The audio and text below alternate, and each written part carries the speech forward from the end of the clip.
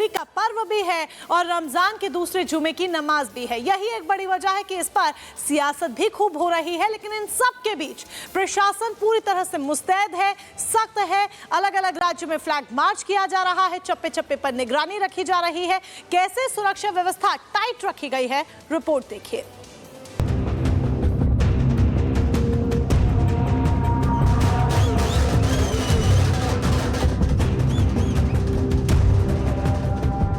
देश भर में होली मनाने की तैयारी जोरों पर चल रही है। लोग बाजारों में खरीदारी कर रहे हैं, लेकिन साथ ही अलग अलग राज्यों का प्रशासन एक अलग तरह की तैयारी में लगा है। ऐसी तैयारी जिसकी कोशिश है कि कोई होली के रंग में भंग न डाल दे। जी हां, होली का त्योहार इस बार जुमे के दिन है।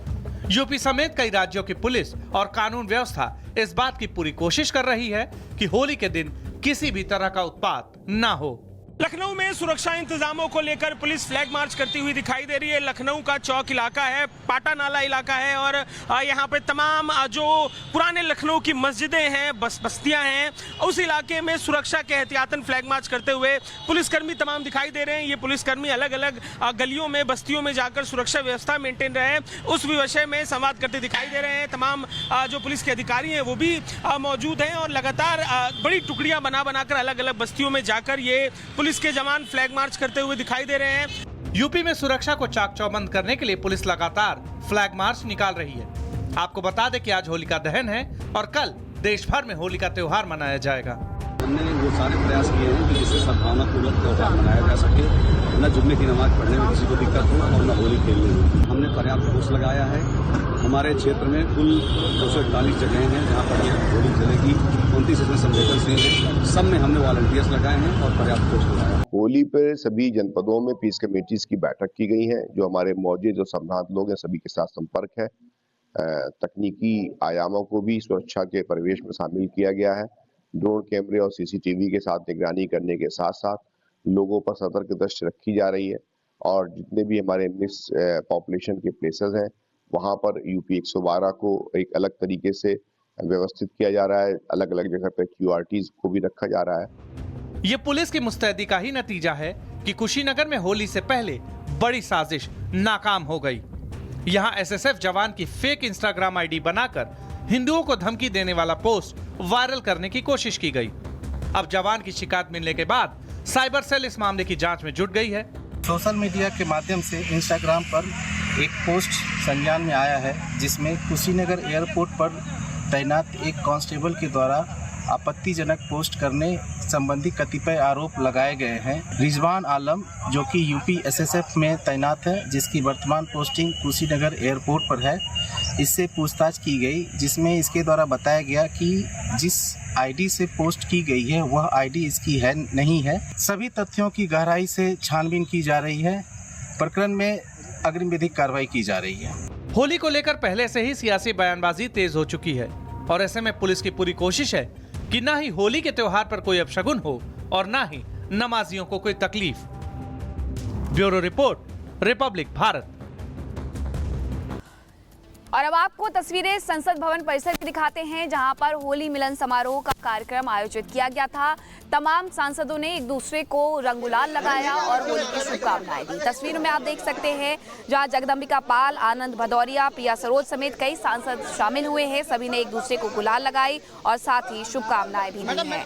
कल होली है लेकिन उसके पहले ही होली मिलन समारोह रखा गया था। होली मिलन समारोह में तमाम नेताओं के द्वारा शिरकत की गई है। एक दूसरे को रंग गुलाल लगा करके शुभकामनाएं दी गई हैं क्योंकि होली के त्योहार के दिन आज संसद नहीं चलेगी।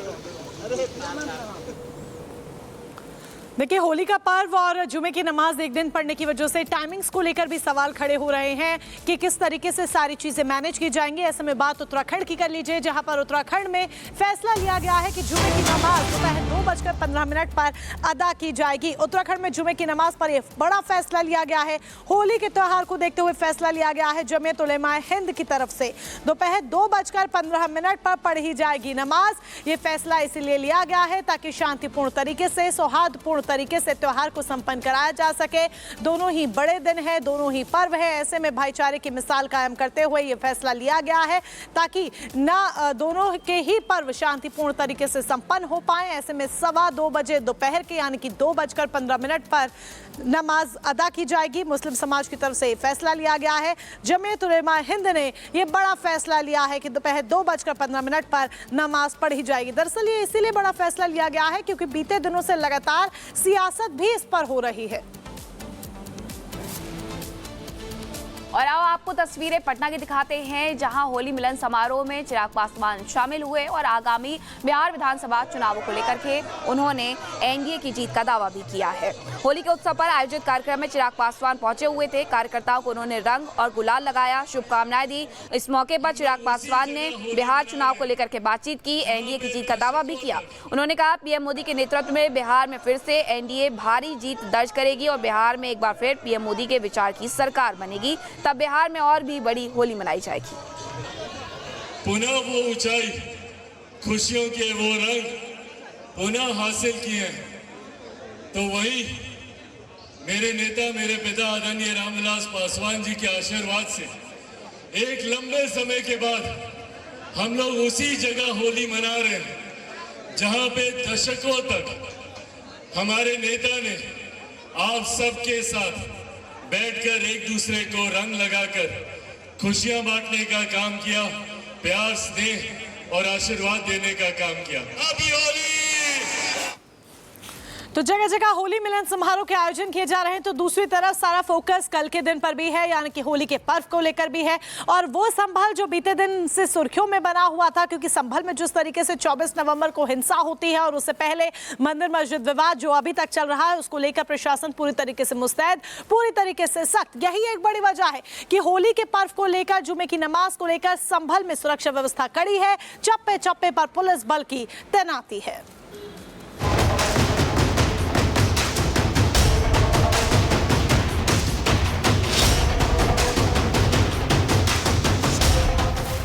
वैसे तो पूरे उत्तर प्रदेश में होली की विशेष तैयारी चल रही है, लेकिन होली के इस पावन अवसर पर संभल में पुलिस और प्रशासन की खास नजर है।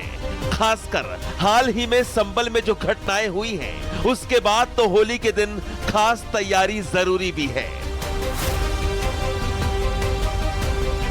बुधवार को होली से ठीक पहले इलाहाबाद हाईकोर्ट ने मस्जिद की मरम्मत को लेकर फैसला सुनाया। हाई कोर्ट ने मस्जिद की बाहरी दीवारों पर पुताई कराने का आदेश दिया है। कोर्ट के मुताबिक जिन जगहों पर रंगाई पुताई की जरूरत है, वहां एएसआई रंगाई पुताई करवाए। इसका खर्चा मस्जिद कमेटी से लिया जाएगा। साथ ही कोर्ट ने 7 दिन में काम पूरा करने का निर्देश दिया है। आज एएसआई की टीम मस्जिद की बाहरी दीवारों का पेंट का काम शुरू कर सकती है। इंशाल्लाह सुबह से शुरू कर देंगे हम पहले उधर मेन गेट से शुरू करेंगे, क्योंकि इधर जो है वो होली की वजह से तिरपाल वगैरह लगी हुई है, इसलिए उसमें अड़चन आएगी पुताई करने में। हम उधर से शुरू करेंगे। उम्मीद यही है कि हम